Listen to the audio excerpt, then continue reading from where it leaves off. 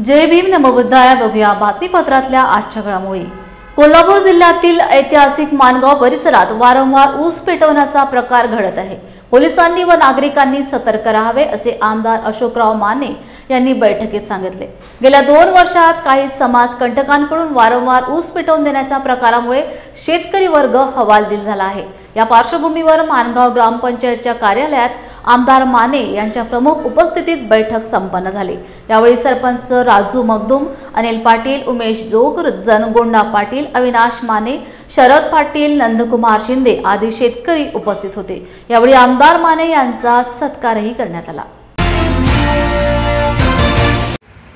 आपल्या हातकणंगले तालुक्यातील माणगाव गावात गेली 2 वर्षापासून शेतकऱ्यांचा ऊस जळतोय आणि यासाठी सातत्याने या गावचे लोकप्रिय सरपंच राजू मगदूम साहेब यांनी प्रयत्न केलेले आहेत, परंतु मध्यंतरी काही थोडे दिवस थांबलं आणि परत ते चालू झालेलं आहे। तर त्या दृष्टीनं आज आपल्या पोलीस स्टेशनचे इन्स्पेक्टर नेमाने, आमचे काका नवीन पाटील आणि सगळेच इथं आज बसून शेतकरी सगळे जमले आणि शेतकऱ्यांना सतर्क राहण्याचा आम्ही आदेश दिलेला आहे। आणि मगदूम साहेबांनी सांगितलं ज्यांनी ऊस पेटवलेला आहे असं निष्कर्ष निघतोय, अशा लोकांची नावं पोलीस स्टेशनकडे दिलेले, तथापि मी स्वतः ती कंप्लेंट द्यायला तयार आहे असं धाडसानं सरपंच साहेबांनी शेतकऱ्यांना सांगितलेलं आहे। आणि इथून पुढे तरी ते गोष्टी घडू नयेत। सातत्यानं सामान्य शेतकऱ्यांचा ऊस जळाल्यानंतर ते उत्पन्न साधनच गेल्यानंतर त्यांनी करायचं काय हा प्रश्न त्यांच्यासमोर आहे, आमच्यासमोर आहे। आणि म्हणून पुढं ते अशा पद्धतीचं कुठल्याही प्रकारे गोष्ट घडू नये म्हणून त्यांना जाणीव होण्यासाठी पोलीस स्टेशननी त्यात जबरदस्तीनं लक्ष घालून जे संशयित लोक आहेत, संशयित लोकांना तात्काळ कारवाई त्यांची करावी असं आमची सर्वांची मगदूम साहेबांची मागणी आहे। आणि पोलिसांनी देखील ते मान्य केलेलं आहे। आम्ही ताबडतोब त्याच्याबरोबर राहू आणि हे निष्पन्न झालेल्या लोकांना त्यांच्यावर कारवाई करू असं त्यांनी आश्वासन दिलेलं आहे। माझं असं मत आहे, आम्ही सर्वांनी असं ठरलेलं आहे की ऊसाला देखील विम्यामध्ये संरक्षण द्यावं। शासनाने इतर पिकावर जे विम्याला संरक्षण दिलेलं आहे तसं ऊसावर देखील द्यावं अशी आमची मागणी आहे।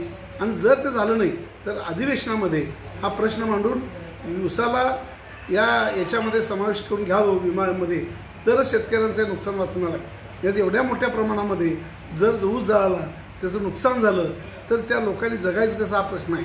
आणि मग त्या दृष्टीनं ही वाचा फोडण्यासाठी मगदूम साहेब, आमचे सरपंच साहेब पुढे आलेले आहेत। त्यामुळे त्या दृष्टीनं आपण पाठपुरावा करणार आहोत आणि त्या लोकांना धीर देण्याचं कामाचं आहे। माणगावातील जवळजवळ 100 टन ऊस शेतकऱ्यांचा अज्ञाताकडून काही वीज वितरण कंपनीच्या चुकीमुळे शॉर्ट सर्किट होऊन जळालेला आहे। जवळजवळ 50 शेतकऱ्यांचा 100 एकर ऊस जळाला असून कारखान्यामार्फत जर त्या ऊसाचा हिशोब केला तर एका एकरामध्ये जर 60 टन धरलं तर 60,000 टन हा 6,000 टन हा ऊस शेतकऱ्यांचा जळालेला आहे। आणि कारखान्याकडून त्या ऊसाच्या 10% कपात केली जाते, म्हणजे 6,000च्या 10% म्हणजे 600 टन ऊस हा शेतकऱ्यांचा नुकसान भरपाई झालेला आहे, नुकसान झालेलं आहे। आणि 600 टनाचा जर 3,300 रुपये प्रमाणे धरले तर जवळजवळ 20 लाखाच्या आसपास माणगाव येथील शेतकऱ्यांचे नुकसान झालेले आहे। त्यामुळे शेतकऱ्याची परिस्थिती अतिशय नाजूक झालेली आहे। खरं तर शेती हा व्यवसाय आता परवडत नाही, कारण लागवडीचे दर, पाण्याचे दर, त्याचप्रमाणे मजुरांचे दर हे अतिशय वाढलेले असून त्या प्रमाणात ऊसाला दर मिळत नाही। आणि त्यात जर हा ऊस जळाला तर शेतकऱ्याला जो मिळणारा नफा आहे हा पूर्णपणे नफा हा कारखान्याला मिळतो। त्यामुळे सर्व शेतकऱ्यांनी याची गांभीर्याने विचार करून आपण पोलीस स्टेशनला याची रिसर तक्रार देऊन अज्ञाताविषयी शोध घेण्याविषयी पोलीस स्टेशनला कळवावी ही विनंती। मी डायरेक्ट गुन्हा दाखल करतो, त्याशिवाय ती कमी होणार हा एक पहिला मुद्दा आहे। म्हणजे त्याचं इन्व्हेस्टिगेशन जे आहे त्याच्याप्रमाणे चालू आहे।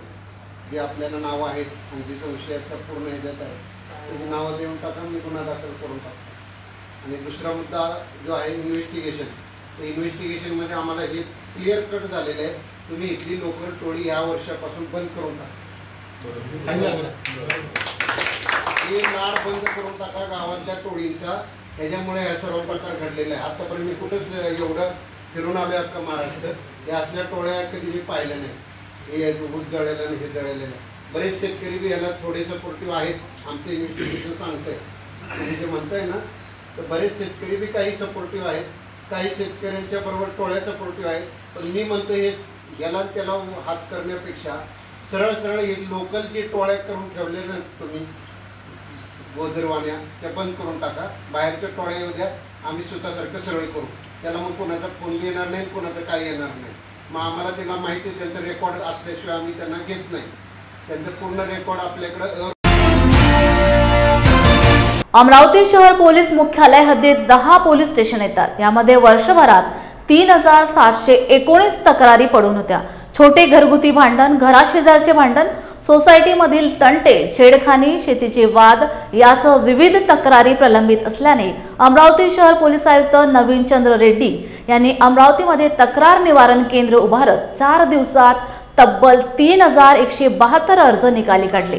पोलिसांनी अर्जदार व गैर अर्जदार या दोघांना एकत्र बसवून दोघांमध्ये समायोजन घालून आणले व तक्रारींचा निपटारा केला. अमरावती पोलीस आयुक्त नवीन चंद्र रेड्डी यांनी 4 दिवस तक्रार निवारण सुरू केल्याने यामध्ये पोलीस स्टेशनमध्ये पडून राहणाऱ्या तक्रारी ऑन द स्पॉट तक्रारींचं निवारण करण्यात आलं.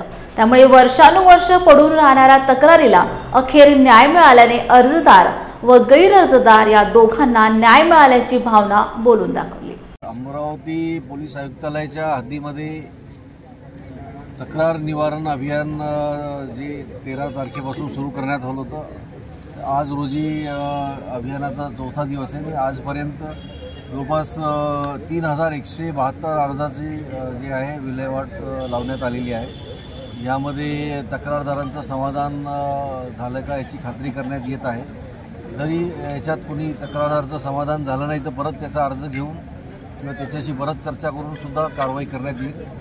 पण आतापर्यंत 3719 अर्जापैकी 3172 अर्ज निकाली काढण्यात आलेले आहेत. उर्वरित 630 अर्ज जे आहेत त्यांच्यामध्ये सुद्धा आणखी प्रकरणाची चौकशी सुरू आहे. अद्याप ती सोमवारपर्यंत पूर्ण अर्ज निकाली काढण्यास येईल असं आमचा उद्देश आहे आणि मॅक्झिमम जे आहे 0 पेंडन्सी करण्याचा आपला उद्देश आहे. यामध्ये आतापर्यंत 11 गुन्हे दाखल करण्यात आलेले या मोहीममध्ये आणि काही याच्यामध्ये जे आहे अर्जदार आणि गैरअर्जदार यांचं समिटसुद्धा घडवण्यात आलेलं आहे. परभणी जिल्ह्यातील तालुका जिंतूर येथे 3ऱ्या दिवशी लॉंग मार्च रॅलीचे भव्य स्वागत करण्यात आले. ठिकठिकाणी शरबतचे वाटप, चहाचे वाटप करण्यात आले. सुमित भैया मित्रमंडळ, सिद्धार्थनगर मित्रमंडळाच्या वतीने भोजनदान करण्यात आले. यावेळी जिंतूरच्या भीमसैनिकांनी भव्य स्वागत करून डॉक्टर बाबासाहेब आंबेडकर पुतळ्याजवळ सभेत रूपांतर झाले. जोपर्यंत मागण्या मान्य होत नाहीत, पोलिसांवर 302 गुन्हे दाखल होत नाहीत, सोमनाथ सूर्यवंशी आणि लोकनेते विजय वाकोडे यांना न्याय मिळत नाही, तोपर्यंत हा लॉंग मार्च सुरूच राहणार असल्याचे सांगितले. डॉक्टर बाबासाहेब आंबेडकर संविधान शिल्पाची तोडफोड करणाऱ्या आरोपीला नार्को टेस्ट करून फाशी देण्यात यावी अशी मागणीही करण्यात आली.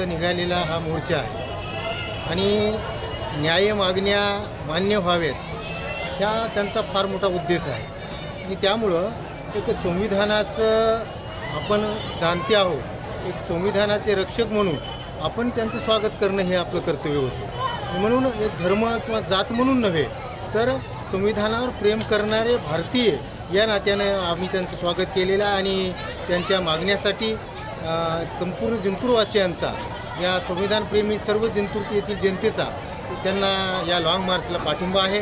जिंतूरमधील अनेक लोक या लाँग मार्चमध्ये सामील होणार आहेत. येथील सर्व संविधानप्रेमी जनतेने या ठिकाणी या सर्व 1000 ते 2000 आलेला जो काही जनसमुदाय होता त्यांची भोजनाची व्यवस्था केलेली आहे, त्यांचं स्वागत केलेलं आहे आणि या लाँग मार्चसाठी शुभेच्छा दिलेल्या आहेत. शासनाने लवकरात लवकर त्यांच्या मागण्या मान्य कराव्यात आणि ही वेळ म्हाताऱ्या माणसांना, लेकरा बाळांना पायी चालण्याची येऊ नये अशा प्रकारची शासनाला एक विनंती आपल्या चॅनलच्या माध्यमातून मी या ठिकाणी करतो. वाघ माग हटणार नाही, वाघोडे साहेब कधी हटले नाही माग. आम्ही जाणतो आता एक मॅनेज करण्यासाठी भरपूर प्रयत्न चालू आहेत मला, पण विजय वाघोडे पण जीवनामध्ये कधी मॅनेज झाला नाही, आशिष वाघोडे सुद्धा मॅनेज होणार नाही. जे काय बोलणं होईल ते माझ्या समाजासमोर होईल. मग कोणी जर आला, कोणाला जरी यायचं असेल तर समाजासमोर या, काय घेऊन आलात ते बोला, तुमचं काय लेटर आहे ते वाचून दाखवा. समाज यस म्हणला तर यस, नाही तर नाही. हा जो अत्याचार झालाय परभणीचा, अतिशय माझ्या जीवनामध्ये माझ्या वडिलांनी पाहिले, अतिशय अमानुष अत्याचार, अतिशय. म्हणजे भारतानं काय म्हणाले, मारताना आता मन डॉक्टर बाबासाहेब आंबेडकरांचा विजय असो, आता मन संविधान जिंदाबाद. इतकी जातीय मानसिकता या पोलिसवाल्याच्या डोक्यात भरली कोणी. परभणी शहरातल्या प्रचंड माता भगिनी त्याच्यात येत होत्या. परभणीच्या आजूबाजूचे सगळ्या खेड्यातल्या माता भगिनी न बोलवता सगळेजण येत होते. जिल्हा प्रशासन, राज्य शासन यांना या आंदोलनाकडे बघण्यासाठी वेळ सुद्धा नव्हता. अनेकांनी विरोध केला की आशिष भैया वाकोडे, रविभाऊ सोनकांबळे, सिद्धार्थी भराडे, प्रदीप वावळे ही सगळी मंडळी मुख्यमंत्र्याला भेटण्यासाठी गेली होती. तसा प्रघात नाहीये. राज्याच्या मुख्यमंत्र्यांनी अनेकांनी खरं तर आमच्या दारात यायला पाहिजे, पण आम्ही मोठेपणाने सांगितलं की शासनासोबत आम्ही चर्चेची दारं बंद करणार नाही.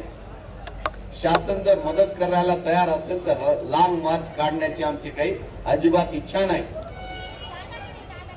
पण राज्याच्या मुख्यमंत्र्यांनी 15 दिवसापूर्वी बैठक घेऊन सगळ्या मागण्या मान्य करण्याचं त्यांनी मान्य केलं.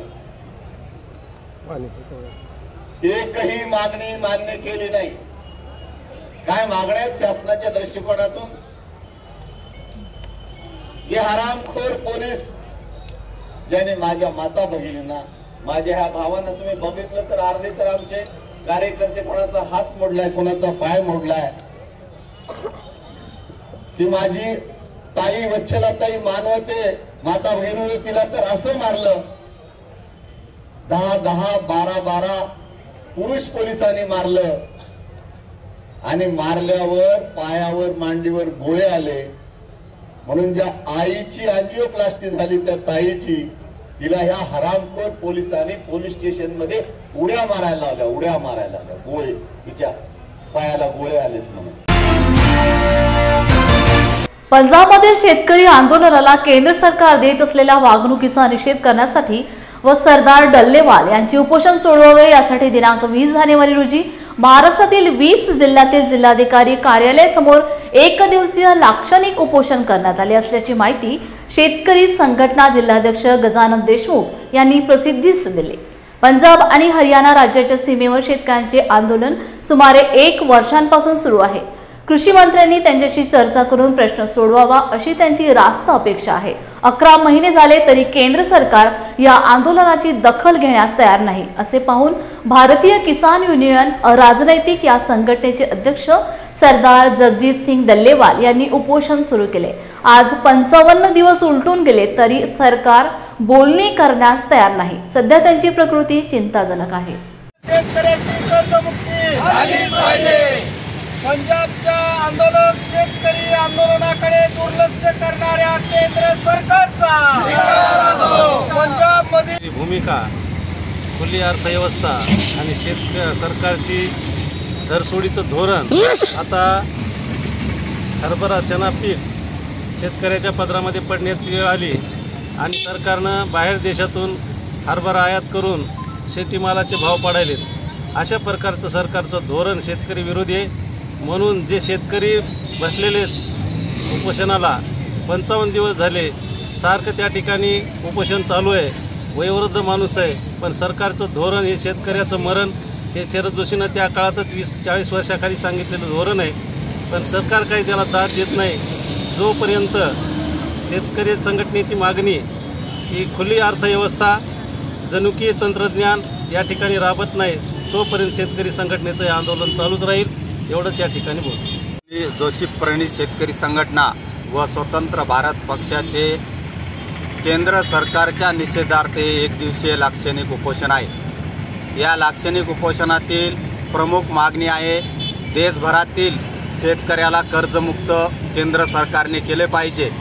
आणि आज गेल्या 11 महिन्यापासून पंजाब, हरियाणा येथील शेतकऱ्यांनी आंदोलन सुरू केले आहे। त्या आंदोलनाकडं केंद्र सरकार जाणीवपूर्वक दुर्लक्ष करीत आहे।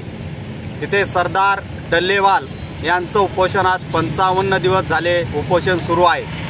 त्यांच्या ज्या मागण्या आहेत त्या मागण्यामधील योग्य ज्या मागण्या आहेत त्या मागण्या त्या आंदोलक शेतकऱ्यासोबत केंद्र सरकारनं, कृषी मंत्र्यानं किंवा पंतप्रधानानं चर्चा करावी आणि ज्या योग्य मागण्या आहेत त्या मागण्या सोडवाव्या आणि ज्या मागण्या सोडविता येत नाहीत त्या का सोडविता येत नाहीत असं स्पष्ट करावं, एवढी रास्त मागणी त्या शेतकऱ्यांची आहे।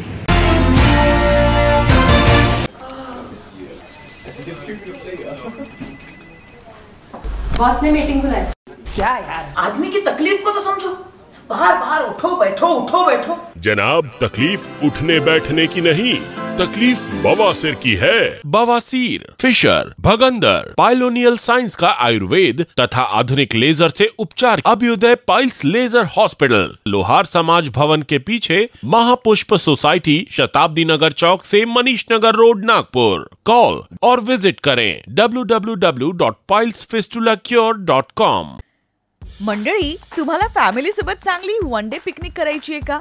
मग आजच भेट द्या सातपुड्याच्या पर्वत रांगेत कोल्हार प्रकल्पाच्या पायथ्याशी निसर्गाच्या कुशीत वसलेलं श्याम लीला टुरिझम अँड रिसॉर्टला।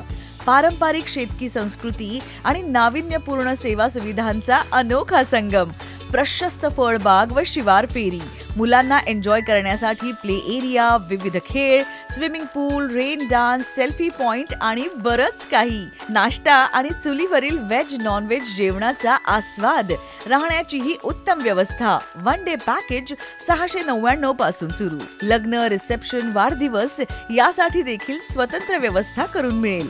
अल्पावधीतच लोकप्रिय झालेले कृषी पर्यटन स्थळ श्याम लीला ॲग्रो टुरिझम अँड रिसॉर्ट। बुकिंगसाठी संपर्क मुक्काम तेलंखेडी, नवनाथ आश्रमाजवळ, पांढुर्णा रोड, तालुका सावनेर, जिल्हा नागपूर। मोबाईल 7276366752 किंवा 9021433560। संजय गांधी निराधार योजनेचा मुख्य उद्देश समाजातील दुर्बल गट यांना आर्थिक मदत करून त्यांचे जीवनमान उंचावण्यासाठी आहे। त्याचबरोबर अपंगांनाही या योजनेमध्ये समाविष्ट करून त्यांना अनुदान दिले जाते, परंतु 4 महिन्यांपासून निराधारांचे अनुदान मिळत नसल्याने त्यांच्यावर उपासमारीची वेळ आली आहे।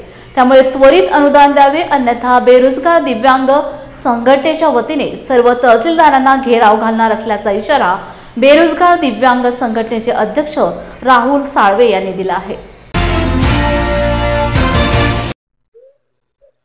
नमस्कार, मी राहुल सीताराम साळवे, बेरोजगार दिव्यांग कल्याणकर्ती संघर्ष समिती संस्थापक अध्यक्ष नांदेड। गत 3 ते 4 महिन्यापासून नांदेड शहर, नांदेड जिल्ह्यातल्या काही तालुक्यांमध्ये संजय गांधी निराधार अनुदान योजनेचं मानधन हे लाभार्थ्यांना मिळालेले नाही. परिणामी संजय गांधी निराधार अनुदान योजनेतल्या लाभार्थ्यांवर उपासमारीची वेळ आलेली आहे. संजय गांधी निराधार योजना या योजनेचा मुख्य उद्देश हा समाजातील दुर्बल घटकांना आर्थिक मदत करणे व त्यांचे जीवनमान उंचावणे हा महाराष्ट्र शासनाचा सामाजिक न्याय विभागाचा उपक्रम आहे. परंतु नांदेड जिल्ह्यामध्ये या उपक्रमाला केराची टोपली दाखवली जात असल्याचे प्रकार समोर येत आहे. गत सप्टेंबर, ऑक्टोबर, नोव्हेंबर, डिसेंबर या 4 महिन्याचं मानधन हे लाभार्थ्यांना देण्यात आलं नाही. परिणामी शेकडो संजय गांधी निराधार अनुदान योजनेतले लाभार्थी, ज्यामध्ये दिव्यांग आहेत, वयोवृद्ध आहेत, विधवा, घटस्फोटित, परित्यक्त्या अशा समस्त लाभार्थ्यांना आज उपासमारीची वेळ आली आहे. तसेच गत अनेक महिन्यांपासून या नांदेड शहरामध्ये तर DBTच्या नावावर या लाभार्थ्यांकडून दरमहा कागदपत्राची मागणी केली जाते, परंतु कागदपत्राची मागणी केल्याच्या नंतर सुद्धा ते DBT होत नाही. हेच दुर्दैव आहे. परत अजून DBTचं कारण पुढे ढकलत आहेत आणि पोर्टलवर काहीतरी तांत्रिक अडचण आली आहे हे कारणे दाखवत पुढे चालढकल करत आहे. याच्या निषेधार्थ पुढील आठवड्यामध्ये बेरोजगार दिव्यांग कल्याण संघर्ष समिती नांदेडकडून नांदेड शहर, नांदेड जिल्हा व समस्त तालुक्यातील तहसीलदार यांना घेराव घालून हा संजय गांधी निराधार अनुदान योजनेचं मानधन हे लाभार्थ्यांच्या खात्यावर वर्ग करावे यासाठी त्यांना घेराव घालण्यात येणार आहे. आपल्या माध्यमातून जिल्हा प्रशासनाला तसेच संघाळ विभागातील सर्व तहसीलदारांना मी विनंती करतो की कृपया सोमवार, मंगळवारपर्यंत या 4 दिवसामध्ये जो काही लाभार्थ्यांचा राखीव निधी आहे, जो काही मानधन आहे संघाळमधल्या लाभार्थ्यांचं, हे मानधन त्याच्या खात्यावर वर्ग करावे. अन्यथा आपणास घेराव घालून हा जाब विचारला जाणार आहे. धन्यवाद. जग हे वैराने भरत चाललेले असून लोकांच्या मनातील द्वेषभाव दूर करण्यासाठी समाजाच्या दानातून भगवान बुद्ध व डॉक्टर बाबासाहेब आंबेडकरांच्या विचारांना समर्पित असणारे 3.5 कोटींचे श्रामणेर दीक्षाभूमी केंद्राचे काम प्रगतीपथावर असून येणाऱ्या काळात हजारो भिक्खू निर्माण करणारे खुरगाव नंदुसा हे प्रशिक्षण केंद्र हे भारतातील सर्वात प्रभावी असेल असे मत केंद्राचे प्रमुख भदंत पय्याबोधी थेरो यांनी नांदेड येथे धम्मदेसना देताना व्यक्त केले. दर महिन्याच्या 19 तारखेला प्रशिक्षण केंद्रात आयोजित कार्यक्रमात भदंत पय्याबोधी बोलत होते. या प्रसंगी नांदेड परिक्षेत्राचे पोलीस उपमहानिरीक्षक शहाजी उमाप यांनी प्रशिक्षण केंद्राला भेट दिली. ते म्हणाले की समाजाच्या जडणघडणीमध्ये ह्या श्रामणेर प्रशिक्षण केंद्राचा महत्त्वाचा वाटा राहील. कार्यक्रमास बौद्ध उपासक उपासिका मोठ्या संख्येने उपस्थित होते. दर महिन्याच्या पौर्णिमेच्या अनुषंगाने श्रामणेर प्रशिक्षण केंद्र खुरगाव नांदुसा तालुका जिल्हा नांदेड, जे की नांदेडपासून तरोडा नाक्यापासून उत्तरेस 7 किलोमीटर अंतरावर आहे. आम्हाला अभिमान या गोष्टीचा वाटतो की हे श्रामणेर प्रशिक्षण केंद्र समाजाच्या दानातून उभं या ठिकाणावर राहत आहे. कारण समाजाच्या दानातून 1.5 एकर जमीन विकत घेतली, समाजाच्या दानातून 20 बाय 50चं बांधकाम केलं, समाजाच्या दानातून 55 फूट उंचीचा धम्मध्वज उभा केलेला आहे, 2 बोर समाजाच्या दानातून पाडलेले आहेत. आता सध्या 3.5 कोटीचं बांधकाम श्रामणेर दीक्षाभूमीचं समाजाच्या दानातून या ठिकाणावर निर्माण होत आहे. आतापर्यंत 1600 श्रामणेर या प्रशिक्षण केंद्रातून प्रशिक्षित झालेले आहेत. धम्माचा प्रचार आणि प्रसार होण्यासाठी भारतातील हे सगळ्यात प्रभावी असं आपलं श्रामणेर प्रशिक्षण केंद्र खुरगाव राहील याचा आम्हाला ठाम विश्वास आहे. हजारोच्या संख्येनं भिक्खू संघाची या ठिकाणावर निर्मिती होईल असा आम्हाला विश्वास आहे. आणि त्यामुळे बुद्धाच्या विचाराचा प्रचार आणि प्रसार होणं गरजेचं आहे. कारण जग हे वैराने भरत चाललेलं आहे, द्वेषानं भरत चाललेलं आहे, मस्तराने भरत चाललेलं आहे. त्याच्यामुळे लोकांच्या मनातला वैरभाव काढण्यासाठी, लोकांच्या मनातला द्वेषभाव काढण्यासाठी, लोकांच्या मनात मैत्री पेरण्यासाठी, लोकमनामध्ये सद्भावना सद्विचार पेरण्यासाठी श्रामणेर प्रशिक्षण केंद्रांची अतिशय नितांत गरज आहे. बुद्ध विचारांची नितांत गरज आहे. फुले शाहू डॉक्टर बाबासाहेब आंबेडकर, छत्रपती शिवाजी महाराज या संपूर्ण महापुरुषांचे जे समतावादी विचारांचे महापुरुष झाले त्या विचारांची पेरणी होणं, संविधानाचं रक्षण होणं ही काळाची गरज आहे. आणि त्या दिशेनं बुद्धांच्या विचाराचं हे केंद्र या ठिकाणावर निर्माण होते, जे जगाला शांती देण्यासाठी पूर्णतः कार्यरत राहील. इकडे येण्याचा योग आला. गेले अनेक दिवस या केंद्राला भेट द्यावी अशी मनोमन इच्छा होती, परंतु कामाच्या व्यस्ततेमुळं मी इकडे येऊ शकलो नाही. आजही मी लातूरमध्ये होतो, परंतु सकाळपासूनच आमचे फोन सुरू होते आणि कार्यक्रमाच्या शेवटी का होईना मी इकडे येईल अशा प्रकारे एक अभिवचन मी त्यांना दिलेलं होतं. त्यामुळं ते पाळण्याचा मी प्रयत्न केलेला आहे. मला वाटतं की अतिशय रम्य अशा वातावरणात इकडे सगळेजण आज एकत्रित झालेले होते आणि महिन्यातून एकदा अशा पद्धतीचं एक मनोमिलन या ठिकाणी होत असतं. समाजामध्ये वावरत असताना तरुणांना काही मार्गदर्शक ठरू शकेल अशा प्रकारचं काही प्रशिक्षण या ठिकाणी देण्यात येतं असं मला सांगण्यात आलं आणि ते ऐकून मला मनस्वी आनंद झाला. त्या केंद्राच्या उभारणीसाठी निश्चितपणे आपले प्रयत्न चालू आहेत आणि पुढे जे काम चालू आहे त्या निमित्ताने मला असं दिसतंय की अल्पावधीमध्येच या ठिकाणी प्रशिक्षणार्थी जे आहेत त्यांची निवासी व्यवस्था या ठिकाणी होईल आणि अधिकाधिक तरुणांना या ठिकाणी त्याचा लाभ मिळेल.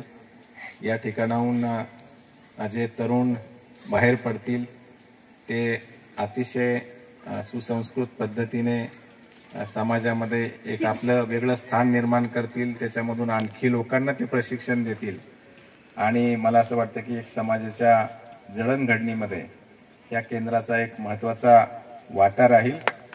त्या निमित्ताने पुन्हा एकदा म्हणतेजी आणि आपल्या सगळ्यांना मी शुभेच्छा देतो. मला या ठिकाणी बोलवलं त्याबद्दल आपलाही धन्यवाद मानतो आणि थांबतो. मी शैलजा विनायकराव लोणे खुरगाव नांदुसा इथं आलेली आहे. सामनेर प्रशिक्षण केंद्राचा कार्यक्रम इथं दर महिन्याच्या पौर्णिमेला होत असतो आणि मला भंतेजीनं परवानगी दिली सावित्रीमाईच्या छोटीसा भूमिका करण्याची. तर मी थोडंसं सांगेन तुम्हाला. सावित्रीमाईने शेणामातीचे गोळे झेलून आपल्याला शिक्षणाची दारं खुली करून दिली. प्रथम भारताच्या त्या प्रथम शिक्षिका होत्या. अंगावर शेणमाती टाकणे, चिखल टाकणे त्या सहन करत करत मुलींना शिकवायच्या आणि एवढं महान कार्य सावित्रीमाईने केलं आणि त्यांची भूमिका करण्याचा जो मला योग आलेला आहे त्याच्याबद्दल मी धन्यवाद देते. जय भीम. नमस्कार, माझं नाव अश्विनी सकाराम राठोड. मी तुमच्या समोर एक भीमगीत सादर करणार आहे. ते पुढील. गुरु वळणारे पोरगा माझा साहेब झाला, तहशिलीतला मोठा आता नायब झाला. गुरु वळणार पोरगा माझा साहेब झाला, तहशिलीतला मोठा आता नायब झाला. त्याचा दरार असे सरकारी नोकरात, त्याचा दरार असे सरकारी नोकरात.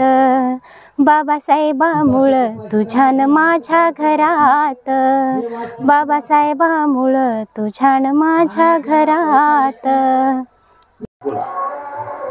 मी संदीप मांजरमकर, रिपब्लिकन सेनेचा माजी जिल्हाध्यक्ष.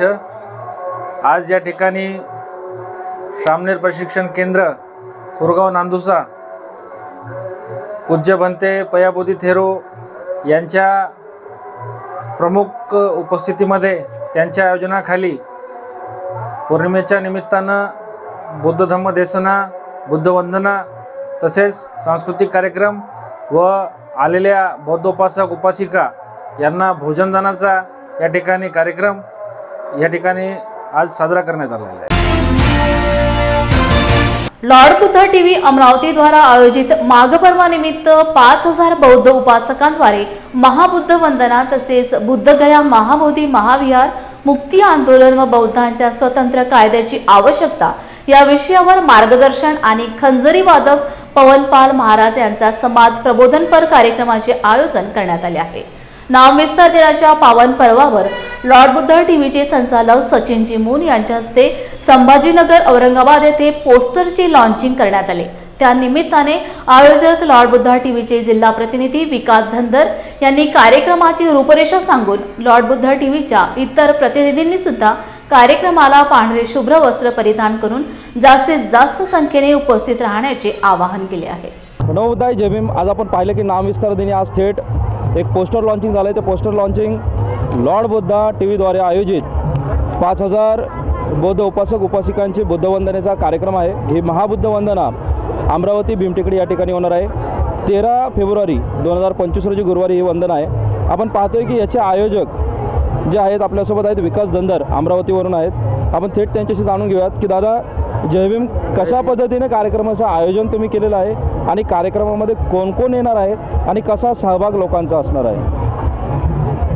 लॉर्ड बुद्धा TV अमरावती जिल्ह्याद्वारा आयोजित महाबुद्ध वंदनेचा हा कार्यक्रम 13 फेब्रुवारी 2025ला भीमटेकडी परिसर अमरावती येथे आयोजित केलेला आहे. त्यामध्ये महाबोधी महाविहार मुक्ती आंदोलन व बौद्धांच्या स्वतंत्र कायद्याविषयी या 2 विषयावर मार्गदर्शन भदंत आनंद महाथेरो राष्ट्रीय अध्यक्ष महाबोधी महाविहार मुक्ती आंदोलन समिती दिल्ली आणि भदंत सत्यानंदजी महाथेरो येनाळा हे प्रमुख मार्गदर्शन करणार आहे. यामध्ये उद्घाटक म्हणून गुणवंतजी देवपारे, संचालक पिरामिड ग्रुप नागपूर व प्रकाश रविराव साहेब माजी सहाय्यक संचालक नगररचना ठाणे हे अध्यक्ष राहतील. रवींद्र मुंद्रे सर, दिनकर तुर्काने सर हे प्रमुख उपस्थितीमध्ये राहतील आणि या कार्यक्रमाचे स्वागताध्यक्ष लॉर्ड बुद्धा TVचे संचालक सचिनजी मुन सर. अच्छा, नक्कीच या कार्यक्रमाला आपण सर्वांनी, अमरावती असेल किंवा अमरावतीच्या बाहेरच्या परिसरातील सर्वजण नागरिक असन, या सर्वांनी या कार्यक्रमाला हजेरी लावावी, ह्या कार्यक्रमाचा आस्वाद घ्यावा. कारण हा कार्यक्रम थेट लॉर्ड बुद्धा TV चॅनलवर लाईव्ह प्रक्षेपण होणार आहे. कार्यक्रमाची वेळ जी आहे ती 5 ते 10ची आहे आणि आपण थेट आपल्यासोबत आहेत आपल्या लॉर्ड बुद्धा TVचे अँकर गजेंद्र गवई, हे देखील या कार्यक्रमाला सर्वांना आवाहन करू इच्छितात. सगळ्यांना जय भीम नमो बुद्ध आहे. मी प्राध्यापक गजेंद्र गवई. अमरावती या ठिकाणी 13 फेब्रुवारीला लॉर्ड बुद्धा TV चॅनलच्या वतीनं अतिशय महत्त्वपूर्ण कार्यक्रम या ठिकाणी आयोजित केलेला आहे. महाग पौर्णिमेच्या निमित्तानं 5000 लोकांचा महाबुद्ध वंदनेचा हा कार्यक्रम आहे. त्यामुळे लॉर्ड बुद्धा TV चॅनल आपल्या सगळ्यांना आव्हान करते आहे, प्रत्येक बुद्ध विहारातील उपासिकांना आव्हान करते, उपासकांना आव्हान करते की हजारोच्या संख्येनं आपण या कार्यक्रमाला उपस्थित राहा. आपली समूह संघटन शक्ती आणि संघ ज्याला म्हणतात, हे जर आपल्याला अनुभवायचं असेल तर नक्कीच 13 फेब्रुवारीला भीमटेकडी अमरावती या ठिकाणी आमचे मित्र लॉर्ड बुद्धा TVचे संचालक सन्माननीय सचिनजी मुन यांच्या मार्गदर्शनाखाली आणि लॉर्ड बुद्धा TVचे अमरावतीचे प्रतिनिधी विकास धनगर यांच्या संकल्पनेतनं हा साकार होत असलेला अभूतपूर्व महाराष्ट्रातील एकमेव कार्यक्रम आहे. त्या कार्यक्रमासाठी हजारोच्या संख्येनं उपस्थित राहा असं आव्हान आपल्याला या ठिकाणी लॉर्ड बुद्धा TVच्या वतीनं करण्यात येत आहे. जय भीम नमो बुद्धाय. क्या हुआ बहू? माँ, पाइल्स की बहुत तकलीफ हो रही है। तो तुम गुदरोग सर्जन के पास क्यों नहीं गई? देखो, जैसे हार्ट के लिए हार्ट स्पेशलिस्ट, ब्रेन के लिए ब्रेन स्पेशलिस्ट, तो पाइल्स के लिए पाइल स्पेशलिस्ट क्यों नहीं? स्त्री हो या पुरुष, टॉयलेट में तकलीफ केवल पाइल्स ही नहीं, और भी कई प्रकार के गुदरोग तथा कैंसर भी हो सकता है। इसीलिए इसकी प्रत्यक्ष जांच जरूरी है। ठीक है माँ, पर जांच के लिए हम जाएंगे कहाँ? वही काले आयुर्वेदिक पाइल्स हॉस्पिटल में। लेकिन माँ, प्रेगनेंसी में पाइल्स की दवाइयाँ? प्रेगनेंसी में आयुर्वेदिक दवाइयाँ सुरक्षित होती है। जनहित में जारी काले आयुर्वेदिक पाइल्स हॉस्पिटल, औषधि चिकित्सा तथा सर्जरी ट्रीटमेंट उपलब्ध। हमारा पता उमरेड रोड, दिघौरी बस स्टॉप के पास, नागपुर। अधिक जानकारी के लिए वेबसाइट पर जाएं kalepailshospital.com। कोल्हापूर जिल्हा कागल तालुक्यातील सोनगे ग्रामपंचायतीच्या उपसरपंचपदी प्राजक्ता कांबळे यांची तसेच चौंडेश्वरी विकास सेवा संस्थेच्या चेअरमनपदी निवड झाल्याबद्दल बाळा कांबळे आणि माजी उपसरपंच संजय कांबळे यांचा सत्कार विविध मान्यवरांच्या हस्ते करण्यात आला। कार्यक्रमाच्या अध्यक्षस्थानी शिक्षक भरत कांबळे होते। यावेळी अनेकांनी सत्कार करून शुभेच्छा दिल्या। आभार सातप्पा कांबळे यांनी मानले। मी सातप्पा बळवंत कांबळे, माझी मिसेस सौ प्राजक्ता सातप्पा कांबळे ही जी सोनगी ग्रामपंचायतीच्या डेप्युटी सरपंचपदी निवड झाली। ही निवड करण्यापाठीमागे आपल्या जय भीम तरुण मंडळाचे कार्यकर्ते, त्याचबरोबर सर्व गटाचे पदाधिकारी, पंचकृषीत आपल्या वेगवेगळ्या गटाचे काम करणारे आमचे भीम बांधव, या सर्वांनी मोलाचे सहकार्य मिळाले। यांच्यापासून प्रेरणा मिळून आम्हाला सुद्धा सर्वांनी एकत्र घेऊन आणि आम्ही सुद्धा बाबासाहेबांच्या विचारानं आमच्या हक्कानी मागण्या आम्ही मागितल्यानंतर आम्हाला सुद्धा त्यांनी मान्य केलं आणि त्यातील आम्हाला थोडा वाटा सुद्धा त्यांनी दिला। आणि याबद्दल मी आपल्या सर्व इथे जमलेल्या आमच्या पंचकृषीतील भीम बांधव, त्या भारतीय बौद्ध महासभा, याबरोबर आमचे सामाजिक कार्यकर्ते सातप्पा कांबळे, अनिल कांबळे सरपंच, याचबरोबर सर्व आमचे बौद्ध धर्मरक्षित सर असू द्यात किंवा शिवाजी कांबळे सर असू द्यात, जेडगे साहेब असू द्यात, या सर्वांचे मोलाचे सहकार्य लाभल्याबद्दल मी सर्वांना धन्यवाद देतो आणि आजचा कार्यक्रम या ठिकाणी मी सत्कार समारंभ केला याबद्दल मी खूप खूप ऋणी आहे सर्वांचा. त्याबद्दल आपलं मोलाचे सहकार्य लावलं. एवढे बोलून मी थांबतो. जय हिंद. आणि महामातांना विनम्र असं अभिवादन. आज या ठिकाणी सोनगी गावातील प्राजक्ता सतापा कांबळे व बाळासो गणपती कांबळे यांचा सत्कार करण्यासाठी या ठिकाणी आम्ही जमलेलो आहोत.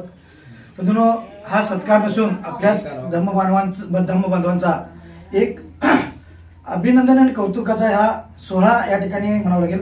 कारण गेले कित्येक वर्षापासून रूढी परंपरेच्या नुसार आमच्या समाजाला डावलं जात होतं, परंतु आज ह्या सोनगे गावच्या समाजाची एकी, त्यांचं जे काय संघटनेचं स्पिरिट जे आहे त्या एकीला बघून इथल्या गावातील लोकांनी किंवा त्यांच्या प्रत्येक गटाच्या नेत्यांनी व त्यांच्या गावातील प्रमुख लोकांनी ह्या लोकांचं एकी बघून त्यांना खरोखरच बाबा ह्या समाजाला आम्हाला आता डावलून चालणार नाही.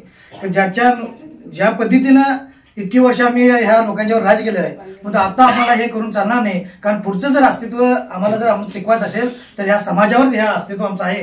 त्याची जाणीव त्या लोकांना झाल्यामुळं आपल्या समाजातील ज्येष्ठ आमचे मार्गदर्शक बाळासाहेब कांबळे यांना चौंडेश्वरी विकास सेवा संघावर चेअरमनपदी निवड केली.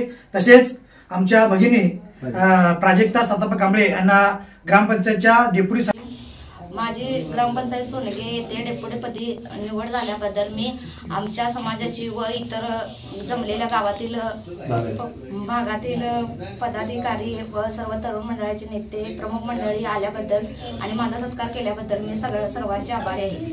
श्री चौंडेश्वरी विकास सेवा संस्था सोनगे या चरणपदी निवड झाल्याबद्दल मी गावच्या वतीने आभार आहे.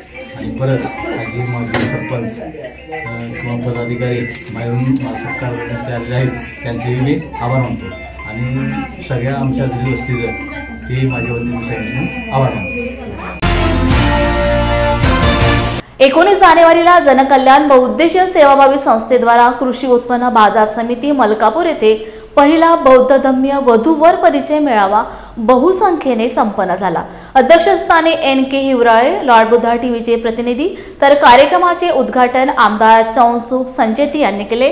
प्रमुख पाहुणे म्हणून केंद्रीय मंत्री प्रतापराव जाधव, समतेचे निळे वादळ या सामाजिक संघटनेचे संस्थापक भाई अशांतजी वानखेडे, प्रमोददादा अवसरमोल, लालाजी इंगळे, भाऊसाहेब सरदार, वानखेडे गुरुजी, दशरथ इंगळे हे प्रामुख्याने उपस्थित होते. प्रास्ताविकात संजय वानखेडे यांनी संस्थेचा मूळ उद्देश हा बौद्ध धर्मीय मंगल कार्यालय निर्मिती व अभ्यासिका उभारणे हे सांगितले. याकरिता समाजाला सहकार्य करण्याचे आवाहन करण्यात आले. जर आपल्या सोबत आहे, ज्यांना आपण मदत केली आहे, मग आपण त्यांची मदत का घेऊ नये हा एक माझा प्रश्न समाजासमोर आहे. आम्ही सगळ्यांनी जसं यशोधामधलं बुद्धविहार आहे, या बुद्धविहारासाठी आपण राज्यसभा सदस्याचा निधी वापरला आणि 2 मजली बुद्धविहाराची इमारत आपण उभी केली. भीमनगर मध्ये रक्षाताईचा आणि चैनसुख संचेती यांचा निधी आपण वापरला. त्या ठिकाणी एक प्रशस्त व्यायामशाळा उभी केली. व्यायामशाळेच्या इमारतीवर 2 मजले आपण बुद्धविहार उभं केलं. त्याच्या बाजूलाच सामाजिक सभागृह उभं केलं. त्या व्यायामशाळेमध्ये 15 ते 16 लक्ष रुपयाचं व्यायामाचं साहित्य आपण या शासकीय योजनांमधून उपलब्ध करू शकलो. या योजना आपल्या समाजाच्या उत्थानासाठी ज्या आहेत त्याचा योग्य पद्धतीनं वापर करून घेण्याचं काम आपल्याला करावं लागेल.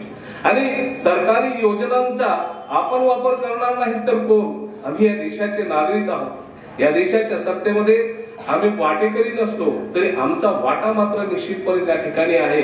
आणि तो मिळवून घेण्यासाठी आपल्याजवळ आपले लोकप्रतिनिधी आहेत. ज्या ज्या लोकांना आपण गेल्या निवडणुकांमध्ये आपण म्हणतो की आम्ही राजकीय नाही, आमची सेवाभावी संस्था वगैरे वगैरे, पण ज्या कुणाला मतदानाचा अधिकार वापरायचा काम पडते तो माणूस एका राजकीय विचारधारेच्या प्रेरणेने प्रेरित असतो.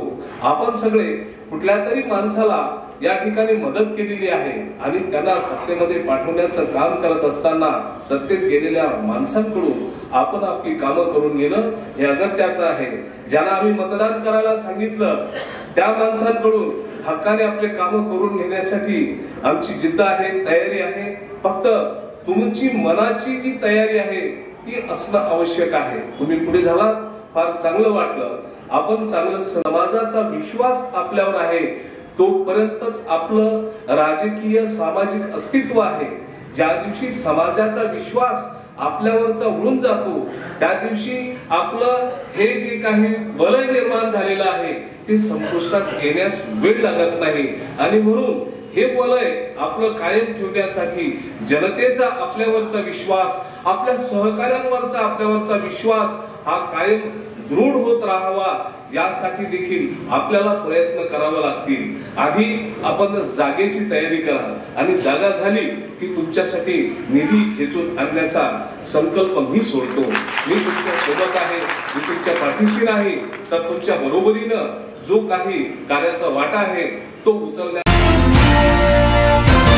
लोकसभा व विधानसभेच्या निवडणुकीत आंबेडकरी पक्ष संघटनेचा कोणी प्रतिनिधी न गेल्यामुळे लोकांमध्ये अस्वस्थता निर्माण झाली आहे की आता पुढे काय अशा संभ्रमावस्थेत आंबेडकरी चळवळ सापडली आहे. तेव्हा आंबेडकरी चळवळीत काम करणाऱ्या नेत्यांबद्दल आणि कार्यकर्त्यांबद्दल जे अविश्वासाचं वातावरण निर्माण झालं आहे ते विश्वासार्ह वातावरण निर्माण करणे गरजेचे आहे, असे मत गौतमीपुत्र कांबळे यांनी नांदेड येथे व्यक्त केले. बुद्धिस्ट सोशल ऑर्गनायझेशन नांदेडच्या वतीने आयोजित कार्यक्रमात प्राध्यापक गौतमीपुत्र कांबळे यांनी संपादित केलेल्या फुले आंबेडकरी समकालीन राजकारण या पुस्तकाचा प्रकाशन सोहळा पार पडला. अध्यक्षस्थानी ज्येष्ठ आंबेडकरी नेते सुरेश दादा गायकवाड होते, तर मंचावर ज्येष्ठ पत्रकार मधु कांबळे, नंदन नांगरे, समीक्षक प्रकाश मोगले आदी उपस्थित होते. कार्यक्रमास शहरातील नागरिक मोठ्या संख्येने उपस्थित होते. जय भीम सर्वांना. मी प्रकाश मोगले, साहित्यिक आहे, समीक्षक आहे. प्राध्यापक गौतमीपुत्र कांबळे यांचं फुले आंबेडकर समकालीन राजकारण नावाचं पुस्तक आहे. अत्यंत महत्त्वाचं हे पुस्तक आहे. या पुस्तकामध्ये त्यांनी दोन महत्त्वाच्या सूचना केलेल्या आहेत, अशा की आताची जी निवडणूक पद्धती आहे ही साध्या बहुमताची आहे. एका मताने एखादा माणूस निवडून येऊ शकतो आणि एका मताने एखाद्या माणसाचा पराभव होऊ शकतो. आणि मग एका मताने निवडून आलेला माणूस हा राजसत्तेत जातो, तो देशाचा कारभार करू लागतो. आणि एका मताने हारलेल्या माणसाला काहीच किंमत राहत नाही, जणू काही त्याला दिलेली मतं इनव्हॅलिड झालेली आहेत. ही पद्धत रद्द करावी आणि प्रातिनिधिक पद्धती सुरू करावी, अशा पद्धतीची या पुस्तकातून गौतमीपुत्र कांबळे यांनी मागणी केलेली आहे, जी 1977ला निवडणूक आयोगाने राज्य सरकारला सादर केली होती की आपल्याकडं ही पद्धती सुरू करण्यात येईल. त्याच्यामध्ये समजा एका खासदाराला कोठा ठेवलेला असतो की 8 लाख मतं ज्याला मिळाली त्याला एक खासदार, तर ही मतं पक्षाला दिली जातात, व्यक्तीला दिली जात नाहीत. समजा आता वंचितला 40 लाख मतं पडले असतील तर वंचितच्या जो कोठा ठरलेला आहे 8 लाखाला एक खासदार, तर वंचितचे जवळजवळ 5 खासदार आले असते. ही 40 लाख मतं घेऊन आज वंचित एकही त्याचा प्रतिनिधी राजसत्तेत गेलेला नाही. त्यामुळे ही पद्धती सदोष आहे आणि हिच्याऐवजी ही नवीन पद्धती सुरू करावी अशी यांची मागणी आहे. या पुस्तकातून पुढे आलेली मागणी आहे, जी अत्यंत महत्त्वाची आहे. कारण जवळजवळ 10 ते 11% असलेल्या बुद्ध समाजाचा महाराष्ट्रातून एकही प्रतिनिधी आज पार्लमेंटमध्ये नाही आहे. जे जातीनं आहेत पण त्यांचं ते पक्षीय धोरण म्हणून ते मान्य करतात, त्यांच्या पक्षाची भूमिका मांडतात, समाजाच्या प्रश्नाची ती मांडणी करत नाहीत, सोडवणूक करत नाहीत, कारण ते जनतेचे प्रतिनिधी नाही आहेत. यासाठी हे पुस्तक अत्यंत महत्त्वाचं आहे. सर्वांनी वाचावं, समजून घ्यावं आणि ही मागणी पुढे रेटावी असं माझंही मत आहे. धन्यवाद. प्राध्यापक गौतमीपुत्र कांबळे हे प्रत्यक्ष ज्याने चळवळीचं नेतृत्व केलेलं आहे आणि वैचारिक संघर्षाचे ते नेतृत्व करतात. अत्यंत अभ्यास करून आणि चिंतन करून समकालीन राजकारण आंबेडकरी चळवळीचं या बाबतीमध्ये त्यांनी चिंतनापर लेखन केलेलं आहे. आज त्या पुस्तिकेचा प्रकाशन समारंभ होतो आहे. या निमित्ताने मी प्राध्यापक गौतमीपुत्र कांबळे आणि पत्रकार मधु कांबळे यांच्या या उपक्रमास हार्दिक शुभेच्छा देतो. आणि हा जो अभिनव एक विचार त्यांनी मांडलेला आहे, त्याचा समाजाने त्याच्यावरती विचार करावा अशी समाजाला मी विनंती करतो. दादा, सध्याच्या राजकारणाबद्दल, विशेषतः आंबेडकर राजकारणाबद्दल काय सांगाल? सध्याचं आंबेडकरी राजकारण हे आपण अपयशी होताना दिसतो आहोत. तर या अपयशावरती चिंतन झालं पाहिजे आणि यशस्वी राजकारण करण्यासाठी जो काही प्लॅन तयार करायला हवा तो प्लॅन संबंधित लोकांनी केला पाहिजे असं मला वाटतं. जय भीम. मी आज गौतमपुत्र कांबळे, सेक्युलर मुवमेंट महाराष्ट्र राज्य अध्यक्ष. आज नांदेड येथे मी संपादित केलेल्या आणि संकलित केलेल्या पुस्तकाचं प्रकाशन होते, ज्या पुस्तकाचं नाव आहे फुले आंबेडकरी समकालीन राजकारण. या पुस्तकाचं आज प्रकाशन होते. या पुस्तकाची एक पार्श्वभूमी आहे किंवा उद्देश आहे की लोकसभा आणि विधानसभेच्या निवडणुकीनंतर आंबेडकरी पक्ष संघटनेचे कायदेमंडळामध्ये कोणी प्रतिनिधी न गेल्यामुळे अपवाद सोडून देऊ, लोकांच्यामध्ये एक प्रकारची निराशा, अस्वस्थता आणि पुढं काय करायचं अशा प्रकारचा एक संभ्रम निर्माण झालेला आहे. या पार्श्वभूमीवरती याच विषयावरती म्हणजे राजकारण, आंबेडकरी राजकारण ते प्रभावहीन का आहे, ते डावे की उजवे, धर्मसत्ता राजसत्ता, अशा प्रकारची 3 व्याख्यानं मी दिली होती. त्याचा या पुस्तकामध्ये समावेश आहे. तसेच लोकसत्ताचे सहसंपादक मधु कांबळे यांची प्रदीर्घ 2 भागामधली मुलाखत आहे. ती मुलाखत जरी वंचित बहुजन आघाडीच्या केंद्रस्थानी ठेवून घेतली गेली असली तरी त्यांनी एकूण सर्व फुले आंबेडकरी समकालीन राजकारणाचा मागोवा त्या 2 मुलाखतीमध्ये घेतलेला आहे. सतीश पारमित म्हणून आहेत, त्यांचं फुले आंबेडकरी राजकारण आपण समजावून घेऊया अशा प्रकारचं एक अतिशय महत्त्वाचं असं टिपण आहे. आणि DS सावंत नावाचे डॉक्टर जे आहेत आमचे सहकारी, आपण हे राजकारणामध्ये इतिहास घडवू शकतो अशा प्रकारचं सकारात्मक मान्य करणारं एक टिपण आहे. तमाम आंबेडकरी नेत्यांना किंवा कार्यकर्त्यांना किंवा वाचकांना किंवा लेखकांना आपण काय सांगणार? मला असं वाटतं की आज ज्याला आपण फुले आंबेडकरी राजकारण किंवा चळवळ म्हणतो, याच्या संदर्भामध्ये 2 चॅलेंजेस मला जास्त महत्त्वाचे वाटतात. ते आपण पूर्ण केली पाहिजेत किंवा स्वीकारली पाहिजेत. त्यातलं पहिलं आहे ते असं की आज सर्वसाधारण आंबेडकरी समाज बनतो, त्या समाजामध्ये आंबेडकरी चळवळीत काम करणाऱ्या नेत्यांच्याबद्दल, कार्यकर्त्यांच्याबद्दल एक नाही म्हटलं तरी थोडंफार अविश्वासाचं वातावरण आहे. ते विश्वासाचं वातावरण निर्माण करणं हे आपलं एक चॅलेंज आहे. दुसरं असं की अपयश आल्यामुळे सत्तेच्या राजकारणामध्ये निराशा आहे. तर दुसरं चॅलेंज असं आहे की आपण आता उद्या पंचायत राज हे महानगरपालिका आहे, नगरपालिका आहे, यांच्या निवडणुका आहेत. या छोट्या छोट्या मतदारसंघामध्ये जर आपण जिंकू शकतो अशा प्रकारचे काही आपण एक प्रातिनिधिक स्वरूपामध्ये जर काही स्वतंत्रपणे या फुले आंबेडकरी विचार आधारलेले जर काही उमेदवार आपण निवडून देऊ शकलो तर समाजामध्ये एक आशावादी वातावरण निर्माण होईल आणि जी मरगळ आहे, जी अस्वस्थता आहे ती कमी व्हायला मदत होईल असं मला वाटतं. आणखीन एक गोष्ट की या पुस्तकामध्ये बाबासाहेब आंबेडकरांची राजनीती मांडलेली आहे आणि त्या राजनीतीच्या आधारावरती फुले आंबेडकर राजकारण प्रत्यक्षात करायचं आहे. ते इथून पुढे लोक करतील अशी आम्हाला अपेक्षा आहे. जय भीम इंडियाच्या बातमीपत्रात वेळ झाली इथेच थांबण्याची. पुन्हा भेटूया ताजा घडामोडी घेऊन. जय भीम. आप देख रहे हैं लॉर्ड बुद्धा टीवी.